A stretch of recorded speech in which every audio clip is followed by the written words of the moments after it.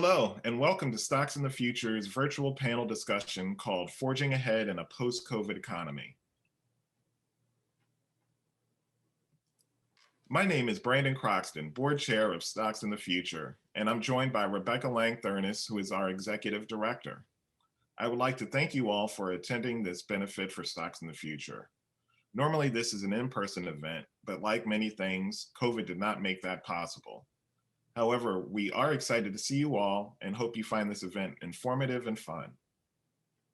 Plus, your support will help benefit education of hundreds of children in and around Maryland by providing an education foundation through principles of investing and financial responsibility.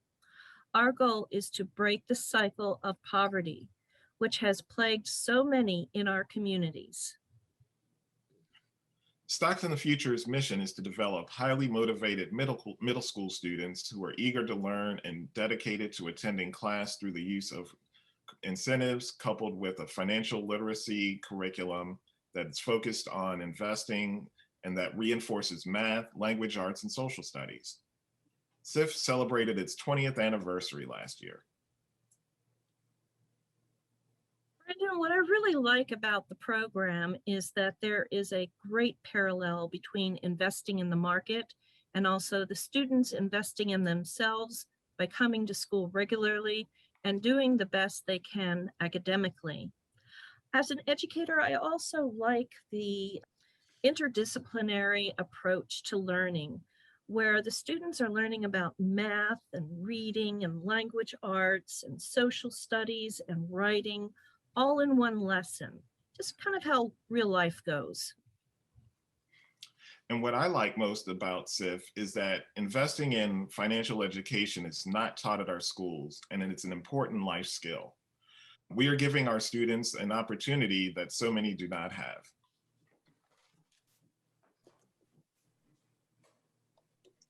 Here's tonight's program.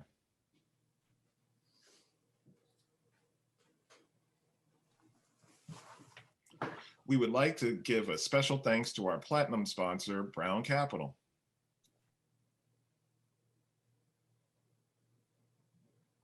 We would also like to thank our gold sponsor, T. Rowe Price.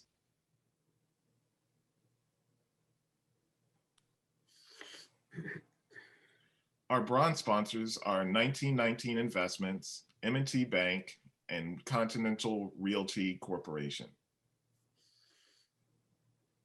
Special thanks to Meridian Management Group, PNC, Mid-Atlantic Security Traders Association, Charles Schwab, and Stifel. And now we will have a presentation from our students at Hazelwood Elementary Middle School. Let's hear what students are learning about during Stocks in the Future. Opportunity cost, risk, ownership, investment, capital, online broker, budget. Now let's meet a few Hazelwood SIF students. My name is Tyler, and I'm from Hazelwood. Hi, I'm Amaya Christian, and I go to Hazelwood Elementary. Hi, my name is Jeremiah from Hazelwood Elementary Middle School. And listen to them answer financial questions. Why do you like Stocks in the Future? I like stocks in the future because you can get SIF blocks and it's teaching you about investing. Why is saving money important during COVID? You shouldn't spend your money on things that you don't need. So I think that you could save money so your family could be safe and you can be safe as well. What type of risk taker are you? The type of risk taker I'm very risky. I will take a risk and if it doesn't go right, I'm gonna just have to start over from the beginning. Just work my way back up. They love Stocks in the Future. I love stocks in the future. I love stocks in the future. I love stocks in the future.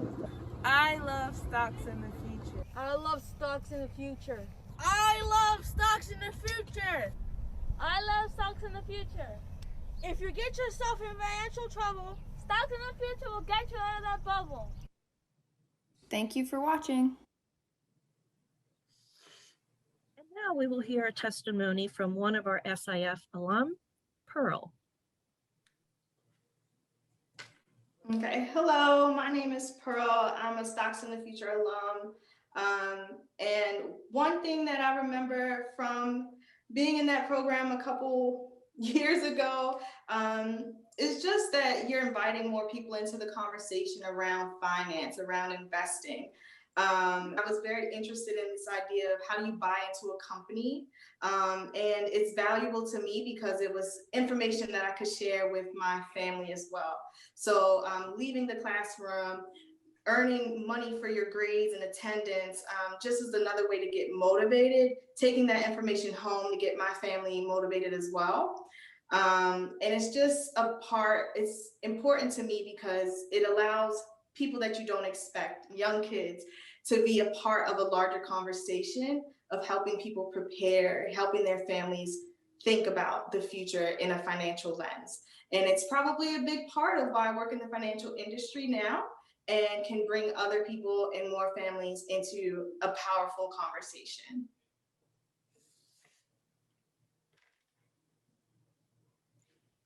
We would like to introduce our panelists today. Our first panelist is Peter Franchot, who is the Comptroller of the State of Maryland. Mr. Franchot has served as Comptroller since he was elected in 2006. He has been an advocate for education, environmental protection initiatives, healthcare, and transportation. He's married to his wife, Anne, and they have 2 children. Welcome, Peter. Thank you. Our Delighted to second be here. panelist is Bill Henry. Bill was recently elected and began serving in December of 2020. Prior to that, Mr. Henry served as City Councilman for the 4th District from 2007 to 2020. Mr. Henry has worked to improve the city schools, as well as introducing a package that moves spending away from policing and divert funds to education. He has also helped in the areas of recreation and youth. Mr. Henry is married to his wife, Ruth, and they have 2 children. Thanks for joining us, Bill.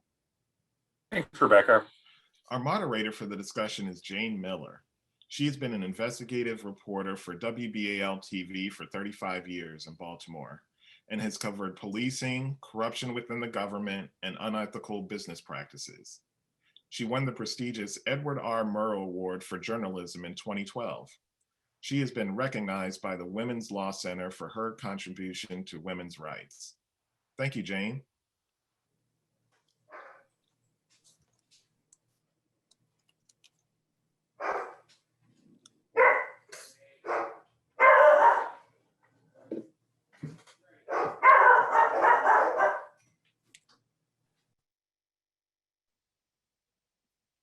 All right, everybody, we ready to go? Thanks, everybody, for joining tonight. We're going to kind of talk both statewide and locally and probably nationally, globally as well. We're at an interesting, I guess, point in the past 12 months of, an unprecedented crisis. So I think let's just start out with question to both of our panelists, which is, there was some pretty good economic news today, pretty dramatically good in terms of level of growth. But is that because this is nationally, is that because we were in such a deep hole? And what does it indicate about what our economy looks like generally going forward? Well, if I could just say a few words. First of all, I'd like to thank Brandon and Rebecca and Stocks in the Future for holding this panel discussion. I am a huge fan of what we just saw, some of the kids talking about financial education. I think it's something that could make Maryland a go-to leader state in the country if we could figure out how to scale up what Stocks in the Future represents. And I know Junior Achievement with their finance academies and biz schools around the state have also participated, but I appreciate what anybody does for financial education for our students. I mean, they have to know they have to have skills and knowledge about how the modern economy works. And frankly, our graduates out of the K through 12 system are not really served that well at this point. Happy to get into a little bit of a discussion like that. I'd love to hear from some of the students about their peers who may not be taking advantage of this. Obviously, it's an honor for me to appear with Bill Henry. I see him as a kindred spirit. He's on the Board of Estimates of the city. I'm on the Board of Public Works at the state level. We both have responsibilities as far as not just making sure that resources are there for our communities, but how about some transparency and accountability as to what kind of results spending the taxpayers' money gets for our citizens? And I think people deserve that. I don't see it as in any way as ideological. I just see it as, you know, what people normally should do. So I'm delighted to be here with Bill Henry. And then Jane Miller, I handle very carefully, because this individual is just murder on unethical, corrupt, and off the wall politicians. So we all have to be very, very responsive. And Jane, I'm kidding a little bit, but thank you for your 35 years of holding our feet to the fire and making sure that it's not just empty rhetoric out there, and we don't just allow ourselves to be defined as we see us. You ask the tough questions, and I hope you won't ask too many tonight, but I'm happy to be here with you. And you're a special, special asset to the state of Maryland. Thank you, Peter. You know, for the past year, I've covered almost exclusively COVID. And in February, I was diagnosed with COVID. So I am in that group that is slowly, but hopefully surely recovering from COVID.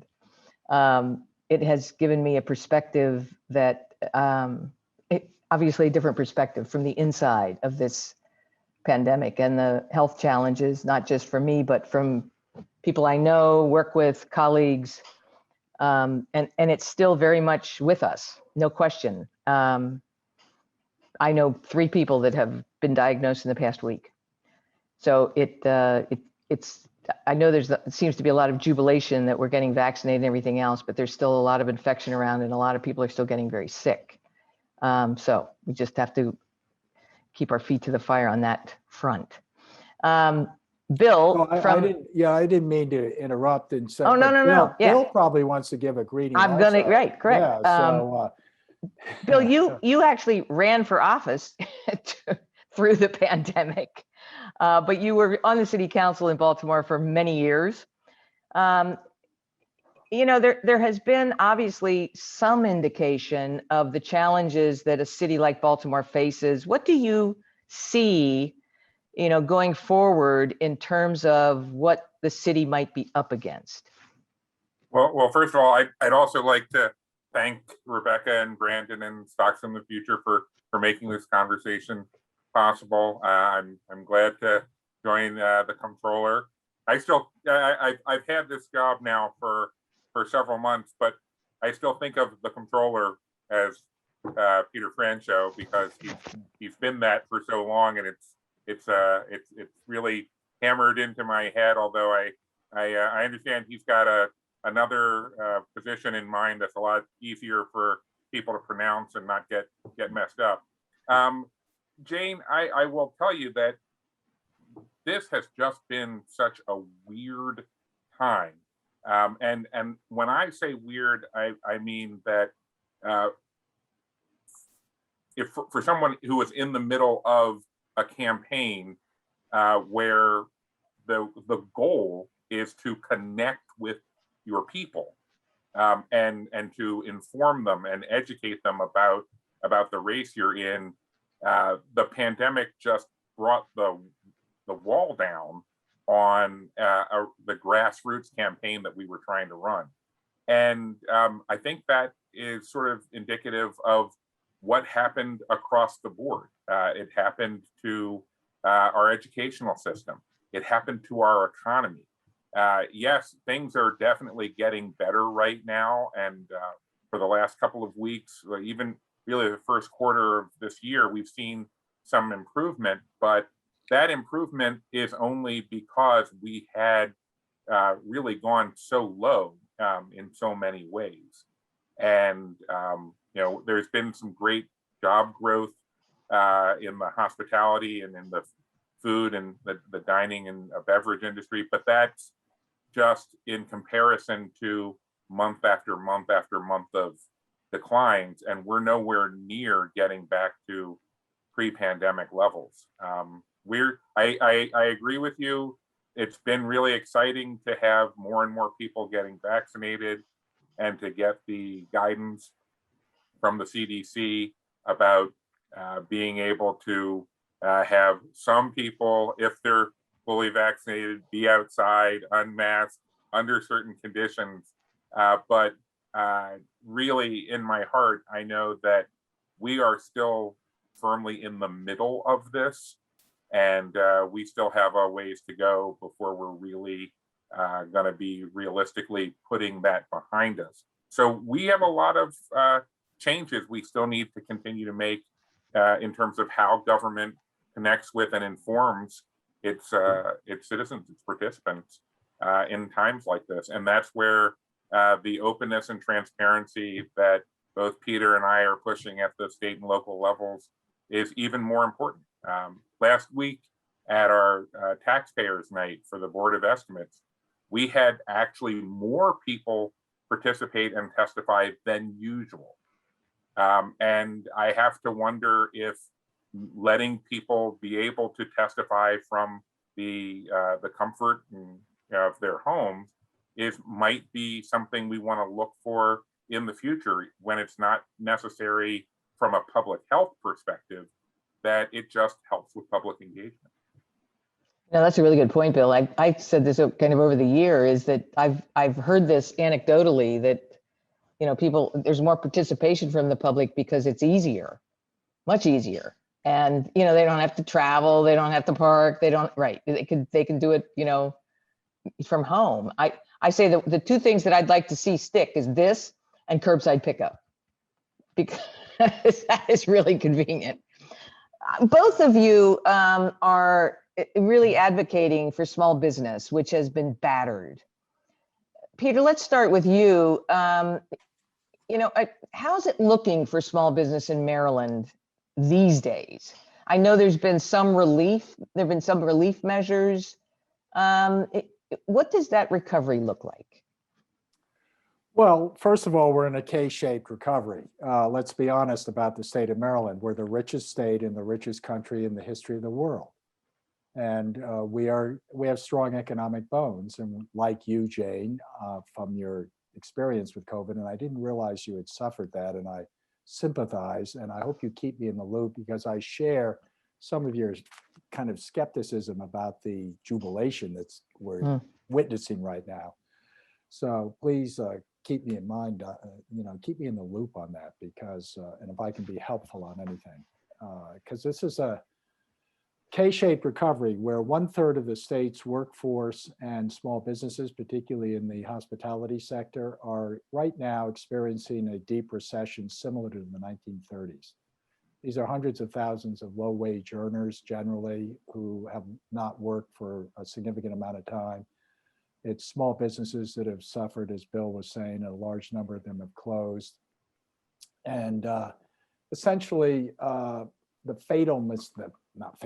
mistake that we made in government a year ago was not linking immediate substantive stabilizing relief with the public health lockdown. The public health restrictions were important, but it took us a while to figure out which was, hey, gee, guess what? The economic consequences are really bad. Well, we have not yet really figured that out. We went through the summer relief plan, then the December one, then the latest Biden one that's just passed. That has been enormously helpful. I welcome it with open arms. But the error was that we never synchronized it with the small businesses that bore the brunt, particularly in that hospitality sector. So I'll just conclude by this. 1/3 of the state is in a deep recession. I mean, a really deep recession. I mean, up the creek without a paddle. And they are not receiving the kind of relief that other institutions that have lobbyists and lawyers and accountants making all these grant applications. They're outside of that. Some of these people are folks that do not have Social Security numbers. but they have what are called ITIN numbers. These are, well, we have about 86,000 ITIN tax filers in the state. I know because I'm the tax collector. They contributed $100 million or $100 million in tax revenue. These 86,000 undocumented, at least as far as Social Security numbers. So anyway, it's a long-winded way of saying a third of the state is standing around in long lines waiting for hours for a box of free food. It's completely weird and unacceptable. We're dealing somewhat with it. The other 2/3 of us are working remotely. We're getting more or less, we're okay economically and fiscally. And we have not been disproportionately affected by the virus because we live in individual homes generally that are more or less protected. Although there's nothing perfect, as Jane just noted. However, it's two different Marylands. And we're going to have to deal with reconstructing the bottom third of that as we move forward. We are right now in a race between vaccinations, which are going great, I understand that, and the virus, which is mutating. And we just have to hope and keep our fingers crossed that come September, we're going to be in a situation where people are properly vaccinated. But as to what the situation is, I just, I love my political colleagues who want to dance and joy, kind of celebrate the fact that people are getting vaccinated. But I agree with your rather sober assessment, Jane, which is the jury's out. We have to be a little skeptical right now, because if Mother Nature takes us south again, and we have to shut down everything that we're now wildly running to open up, as if this has all been taken care of because half of us are getting a vaccination. And so we just have to, the jury's out. I think by the end of the year, everybody will feel more confident about the so-called recovery. But I'm not sure what Bill thinks, but I have some real concern about the risk involved in, as much as I appreciate the relief, I think there's a risk that the stock market gets destabilized at the end of this year. And I think that we run a certain amount of risk as far as opening up too soon. And I hope that I'm a little wrong there, but I also just really feel very, very strongly that, boy, if we're not careful, we're going to get ourselves back into hot water again. And I don't mean to be negative there. I'm not. I'm just want to make sure we perform correctly. In any event, even if we come into a super robust recovery, we're going to have a lot of reconstruction to do. And that's where this whole program that we're teaching young kids about financial literacy, et cetera, comes into focus a little bit. But gee, now I'm depressing myself here, so I apologize. But you started me off, Jane, when you said that you suffered from this. Was it a serious? I've probably been on the better side of it, but I'm only working about 30% of the time. My fatigue is the big issue, huge issue in trying to, get back to a more normal pace of activity. Getting there, it's just very slow. And I hear this from many, many, many people, this is why this whole thing has taken on a different component in terms of research, because everybody's trying to figure that out, is what is it about this particular virus that hangs on and hangs on and hangs on. So, well, that has really caught my ear just listening to that, because I don't get a lot of that. I get a lot of cheerleading and here we are, chest thumping, right. and we are, Mm-hmm. we're back, we're back. But what about the 8,500 people who are unfortunately died? And then God knows the number of people that, like you, that have been experienced the disease and have some lingering results. That to me is something that I think needs to be looked at very closely and analyzed, because it's being left out of the conversation right now. Bill, in the city, we drive downtown and it's pretty much it's a little better now, but it's been a ghost town for a year. What about the cities? I mean, as you hear small business come before the Board of Estimates almost weekly fighting for a contract, fighting against someone's contract. They filed protests. What do you see in terms of the outlook for small business in particular in the city of Baltimore? Well, yes, there's been some real damage done to the small business community across the world, I'm sure. One of the things that I have the comfort to do is to just focus on Baltimore City. But even right here in Baltimore City, we have conversations that don't even make it to the Board of Estimates discussions. Sometimes when we're investigating situations ahead of time, we have been trying to do an extra careful job of holding primes accountable for MBWB requirements. And one of the things we've learned is that there have been some cases where the difficulties in meeting those goals have come from the fact that the smaller MBWB companies have not been able to make it, and they haven't been available for some of the subcontracts that they used to be available for. When I walk around City Hall, the other night I went to Fells Point for the first time in a while, and there are so many stores that aren't closed temporarily, but they are clearly just not coming back. I know that the projections for months now have been half of the businesses that closed early on in the pandemic would never reopen. And you heard it so often, it didn't really hit home until more people started going back out and seeing the places that they used to see, shops and restaurants and little cafes. And it has been incredibly painful. And at the local level, it's even more inclined to hit hard emotionally, because there's a better chance that you're actually going to know the people involved or know somebody who knows them. And I mean, it's Baltimore. You can't go anywhere or talk to anyone without finding that, you know, their brother is the person who used to, you know, run the bar at that restaurant that closed around the corner. But without spending too much time hammering on the mistakes of the previous administration in Washington, which, as you know, Peter, I'm sure we could probably spend all night just talking about what other countries around the world did last spring and summer that we didn't do.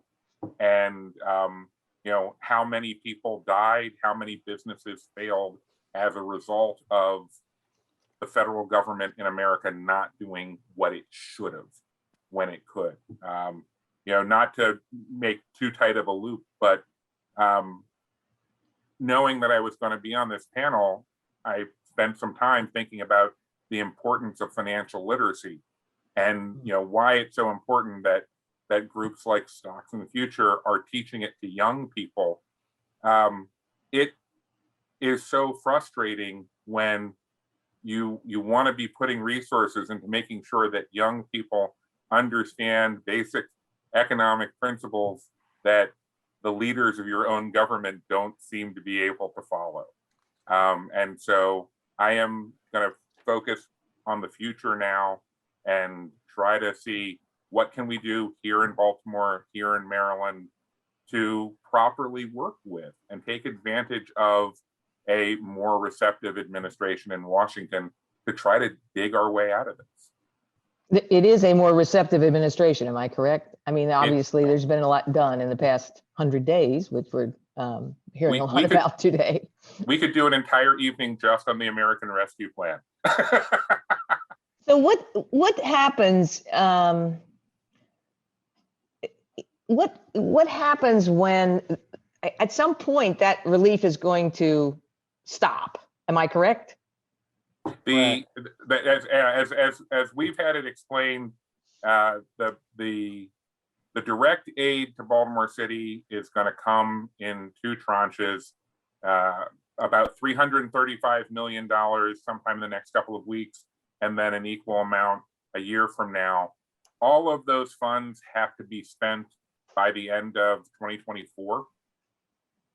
What we're still waiting on guidance for is, not to put too fine a point on it, but what does spent mean? For example, if we use a big chunk of that money to set up a revolving loan fund for small businesses, if we put all the money into the fund and loan it all out by 2024, does it matter that those loans are going to get repaid over the years and that money will get used again? Because that's the kind of leveraging opportunity that can really take this from being just a one-time economic stimulus and really make it an ongoing economic provider for the city. Peter, you want to answer that question as well? Yeah, no, it's an excellent question because it hasn't been talked about a lot, but this is basically one-time only relief. We're not talking about other than perhaps related agreements that are reached in Washington, repeating this. And we're not talking about a small amount of money.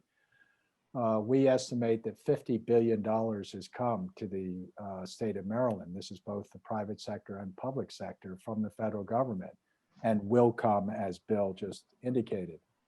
What has that river of cash been spent on? A lot of it is right now, it's unclear exactly what some of these so-called emergency contracts at the state level have been, what exactly was done as far as transparency and accountability.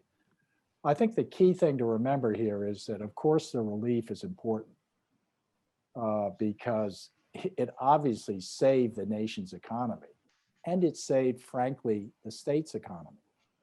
The question is twofold. Number one, did it really, well, twofold in the sense that two areas of discussion. One is, did it actually help the people that it was supposed to help? The folks that needed it to avoid permanently shuttering their small businesses? Was it did it suffer an epidemic of fraud, like our unemployment checks, which were handled by the state, and we're estimating up to $500 million may have gone to fraudsters? And then thirdly, was there any kind of pandemic profiteering, gouging the federal treasury and the state treasury by private sector companies, some of which are based here in Maryland, according to New York Times and other reporting? So I think that all of that 50 billion needs to be looked at from top to bottom, and we're engaged in something that I think will be helpful in that front. And I'm really looking forward to working with Bill Henry to make sure that that has worked to our benefit. But you bring up a really interesting point, Jane, which has not been talked about, which is, okay, we got 50 billion into the state, more or less equal to the entire year's state budget. And we got 4.8 or 7.8 billion added to state spending.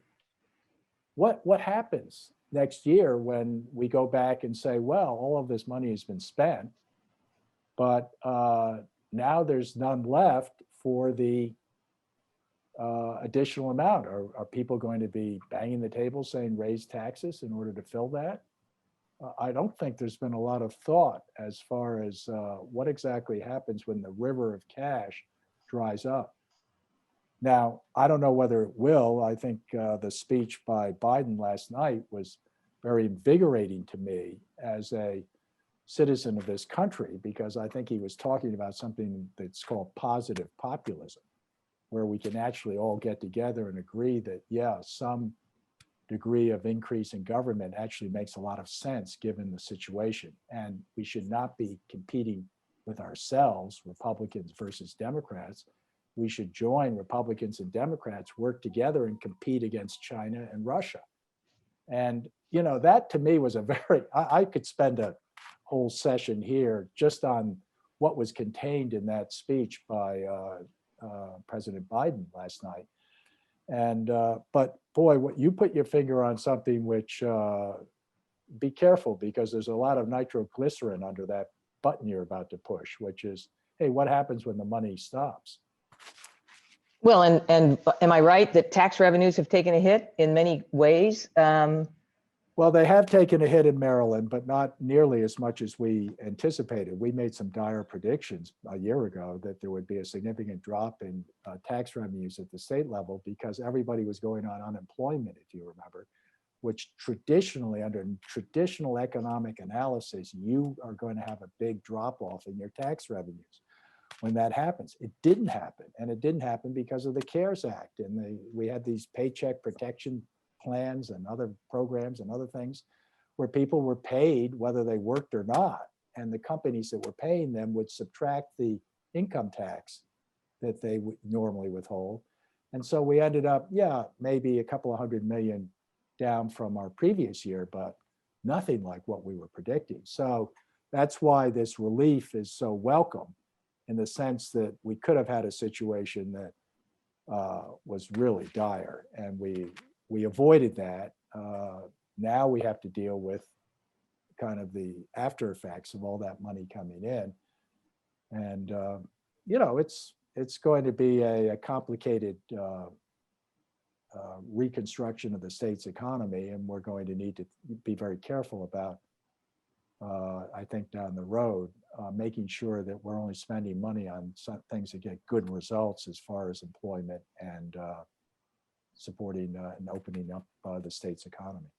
Phil, are tax increases something that the city of Baltimore is going to have to face? Well, I will tell you, I had this concept beaten into my head as a young staffer in City Hall by the former budget director, Ed Gallagher. He said, you have revenue streams and you have revenue pools. If you have a revenue pool, do not spend it on things that you have to keep spending money for. So I think it's really important to keep that wisdom in mind when we're dealing with the money coming from the American Rescue Plan. Is we need to look at what are the things that Baltimore needs that we can pay off relatively quickly, and then have those things be continuing to generate benefits for the city in perpetuity. You know, look for things like, I mean, they sound banal. They don't sound like huge, sweeping, transformative things that are going to make big headlines. But if you took a small chunk of money and used them to do energy efficiency upgrades across all city-owned buildings, that one-time investment of money could pay benefits in terms of reduced occupancy costs for years. You know, you invest in putting solar panels on the roofs of city-owned buildings, and now your reliance on the grid reduces your energy costs forever. And those, you know, that doesn't mean that's how we need to spend all of the money. It's a lot of money. But while we're doing the big transformative things that that people will want to do with this once in a generation opportunity, I'm hopeful that the administration will look around the edges for the ways that they can have a really a significant ongoing impact on city finances.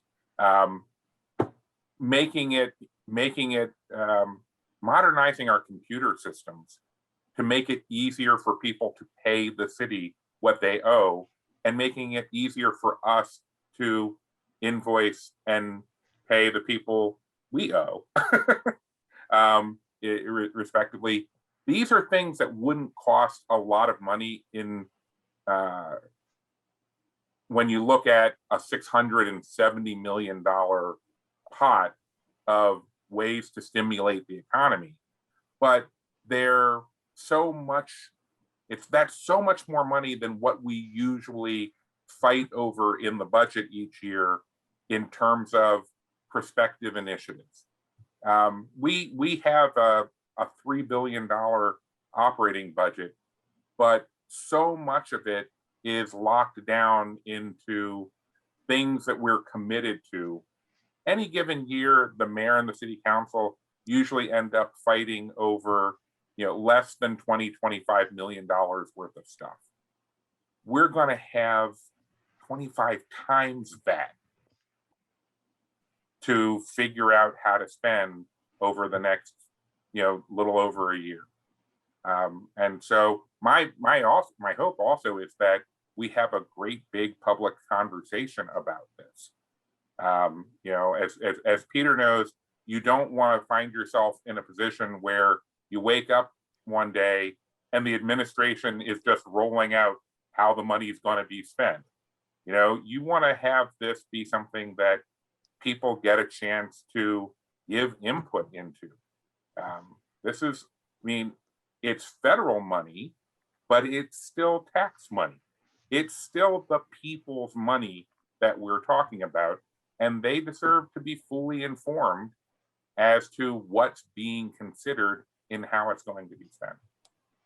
The last thing I'd like to ask both of you has to do with the whole purpose of tonight, which is to bring awareness and support for this program, which really teaches financial literacy. This week, the University of Maryland is operating a new program in the city, which some of you may have seen a story on it this week, that is bringing horses to meet with young people to kind of match them up in a sense so that the young people learn how to care for a horse, groom a horse.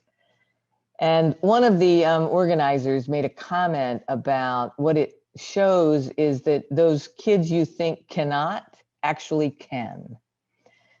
So let's talk about that kind of in closing here as we wrap up about from a government standpoint, both in local and state government, is what can be done to better support young people, particularly children,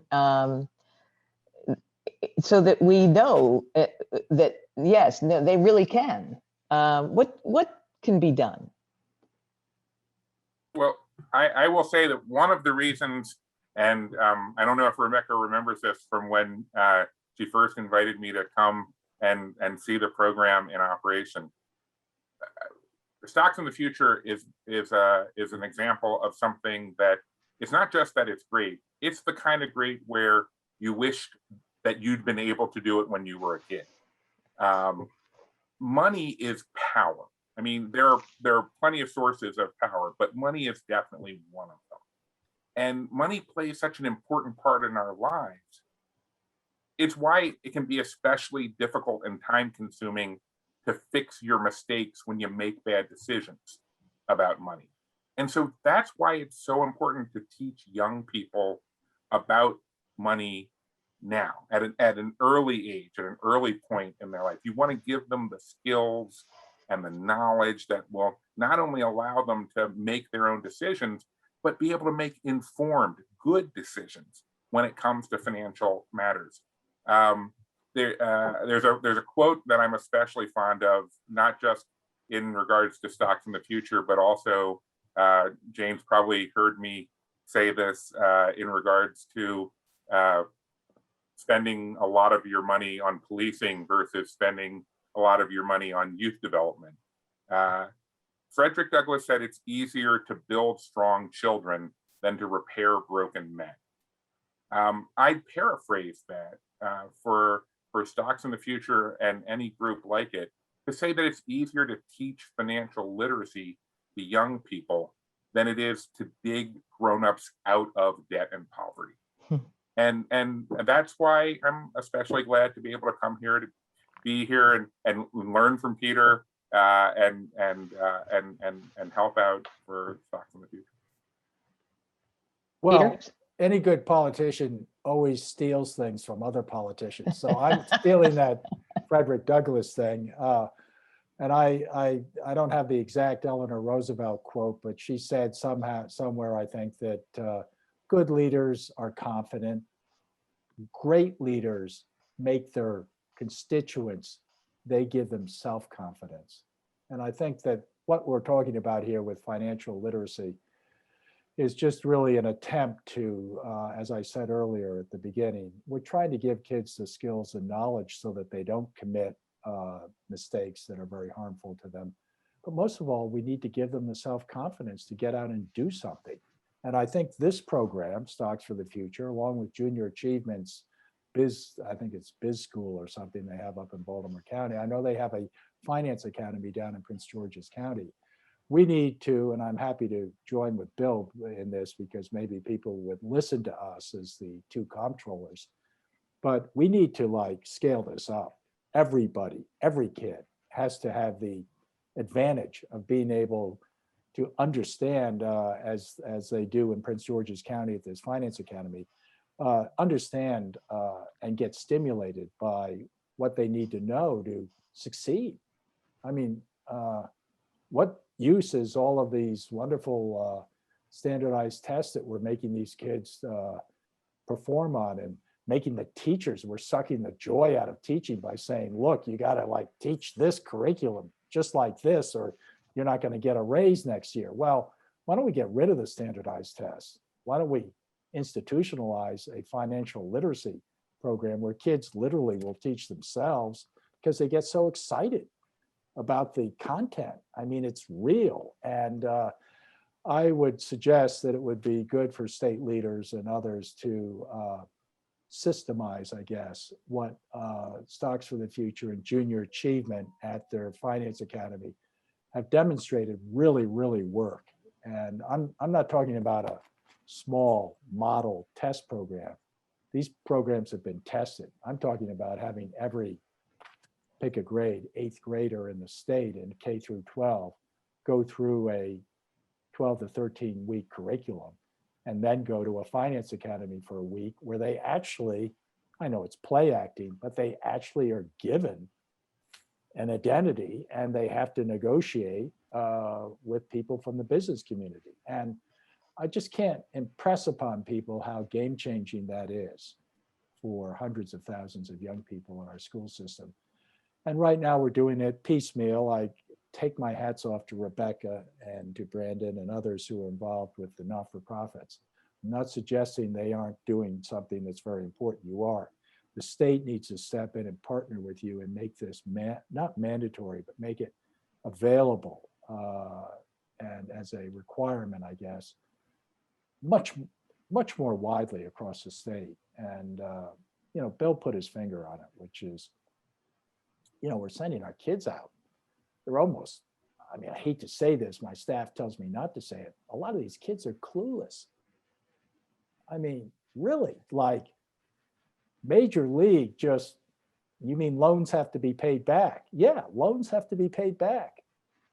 And so I think we're at the cusp of something really dramatic that can be done for the state of Maryland. And I think it would frankly attract young families around the country to come and see what we could do if we could systemize this for once and for all of our K through 12 students. Thank you. The sooner the better, that's for sure. No question. All right, to both of you, thank you very much. I think it's been, and for those watching this, if you want to see both the Board of Public Works, every other Wednesday, really, all these meetings are online. They were online anyways. I mean, even before the pandemic, they were available publicly, you know, on the through streaming, and also the city's Board of Estimates meets every Wednesday, except for a few where they're in recess. But it's interesting to watch. The city's Board of Estimates has become a much different animal with the new controller, the city controller, and it's a lot of procurement oversight in action. There's no question about that. But thank you both. Peter, as you may know, is seeking a different office. So you'll be hearing more about that from him, and as he prepares to run for governor. And that's the 2022 election. And Bill, just being elected as city controller, we'll see what his political future holds for him as well. Gets to focus on doing the job he was elected to. In Yeah. December, right, correct, sworn in December. Brandon, I'm gonna throw this back to you. Okay, thank you, Jane. And thank you to our panelists, Peter and Bill. We really appreciate all of your help and all of your support. I really like to, I really like to thank you for all of your wealth of knowledge and talking about this. I think it's, Peter, I can't agree with you more. I think it's so important that we teach our young children about the importance of investing and the importance of financial responsibility. So thank you for all of your words, and we look forward to talking soon. So moving along, I'd also like to thank all of our attendees in the audience for talking, and I hope you got to answer some of your questions were answered. And stay with us for a few more minutes because we're going to show a quick video, and of course at the end we have to get to the drawing for the door prizes. So stick around for that, and I'm going to turn it over to Rebecca. Thank you, Brandon. And I too would like to thank our panelists and also Jane, our moderator. I was going to say our monitor, but moderator for this evening. And Mr. Frencho, let's play Let's Make a Deal. I will be in touch, and let's talk about how to systemize working financial literacy programs within the state of Maryland. We've got a great deal here. We have thousands of students that have been affected in a very positive way. We have students coming out of our program who live in the poorest of communities, and they then go through the program and they want to be a stockbroker. They don't want to be a basketball player. They don't want to be a doctor like the tens of thousands of other middle schoolers. They have met and worked with people in the finance industry, and they have a clear picture of what could be the possibility of their future and make good money and do good things. So let's talk. Rebecca, I knew this was going to be an expensive evening for the state, so I apologize to everybody, but let me just say nothing is more important to the state's economic future than doing something like this, if not using you guys as the model, some melange or some combination of junior achievement, BizTown, Stocks for the Future, and I'm sure there are other not-for-profits. Brandon, if you want to get hold of me or anybody does, my cell phone is 301-332-1961.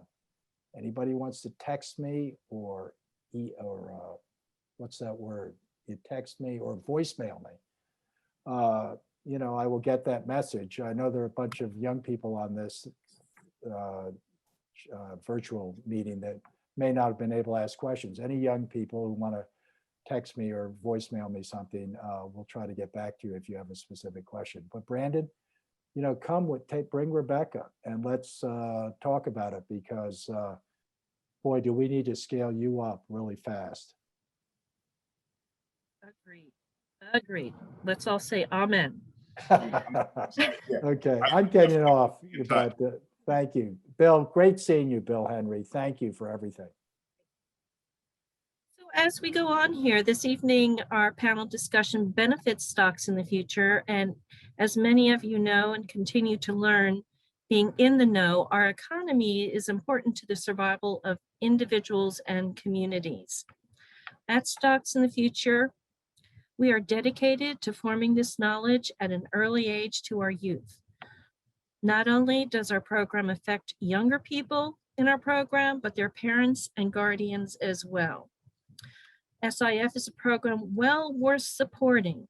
If you have not already done so, please consider supporting us by going to our website, which is sifonline.org, where you can see a donate button on the home page. If you're already a supporter, please help us out by spreading the word about our mission. We like to grow our constituency and the number of schools in our program. So here's a brief video we're about to show. It gives an overview of who we are and what we do And after that, stay tuned to the drawing.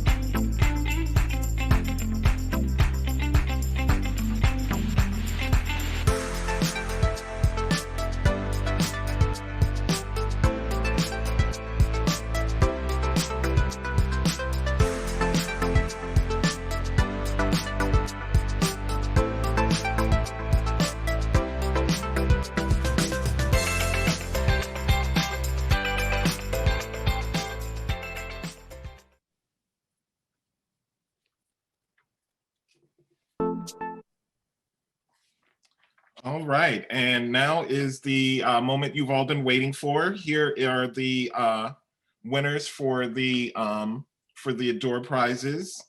The first is the winner of a $75 gift certificate for some good pizza at Joe Benny's. And Rebecca, that winner is?